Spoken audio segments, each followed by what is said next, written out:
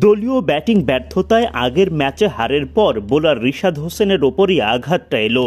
শনিবার মুলতান সুলতানসের বিপক্ষে মাঠে নামার আগ পর্যন্ত লাহোর কালান্দার্সের সেরা বোলার ছিলেন রিশাদ, অথচ এই বাংলাদেশি লেগ স্পিনারকেই পাঠানো হলো সাইড বেঞ্চে।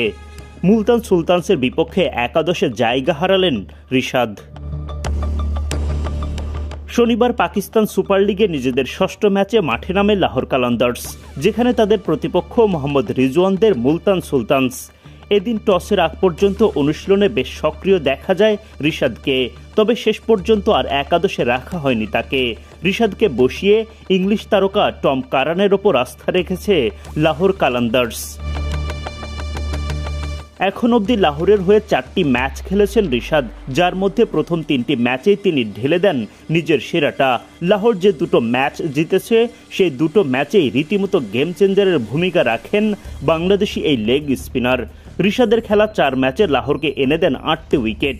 শনিবারের ম্যাচের আগ পর্যন্ত যেটা তার দলের বোলারদের মধ্যে সর্বোচ্চ। লাহোর কালান্দার্সের অধিনায়ক শাহিন শাহ আফ্রিদি সমান 8টি উইকেট পেলেও রিশাদের চেয়ে একটি ম্যাচ বেশি খেলেন তিনি। এদিকে মুলতান সুলতানসের বিপক্ষে জোড়া উইকেট তোলার কীর্তি আছে রিশাদের। ওই ম্যাচে অবশ্য খানিকটা খরচে বোলিং করেন তিনি, 4 ওভারে খরচ করেন 45 রান। যদিও অমন খারাপ বোলিংয়ের পরও ওই ম্যাচেও দলের সেরা বোলারই ছিলেন রিশাদ, কারণ সেদিন যে আর কোনো বোলারই একটার বেশি উইকেট পাননি। এমনকি অন্তত 3 জন বোলার রিশাদের চেয়ে বেশি খরচে ছিলেন। তবুও মুলতানের বিপক্ষে লাহোরের দ্বিতীয় দফার লড়াইয়ে সুযোগ হল না রিশাদের। এদিকে রিশাদের বাদ পড়ার কারণ হিসেবে তার খেলা সবশেষ ম্যাচের পারফরমেন্সের কথা বলা যেতেই পারে।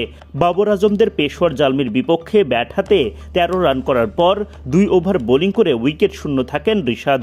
যদিও মাত্র 130 রানের লক্ষ্য দেওয়ার পর রিশাদদের মতো বোলারদের কিছুই করার ছিল না। লাহোর কালান্দার্স এখন অবধি 2টো ম্যাচ জিতেছে। 2টো ম্যাচে কিপ্টে বোলিংয়ের পাশাপাশি 3টি করে উইকেট তোলেন রিশাদ। আর পরাজিত ম্যাচগুলোতে রিশাদের পাশাপাশি অন্যদেরও ব্যর্থতা ছিল। যদিও শেষ পর্যন্ত একাদশের বাইরে যেতে হলো রিশাদকেই। লাহোর কালান্দার্স তাদের গেম চেঞ্জারকে এতই তাড়াতাড়ি ভুলে গেল।